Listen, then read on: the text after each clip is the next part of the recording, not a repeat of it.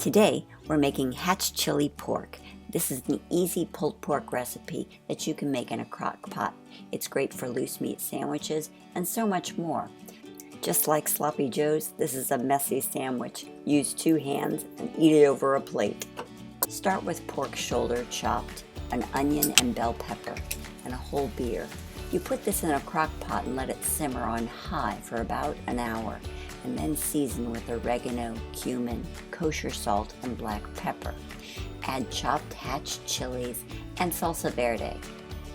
Give it a stir and let it simmer again on high for about 3 to 4 hours. Drain, because this does have a lot of liquid, and then you just pull the pork.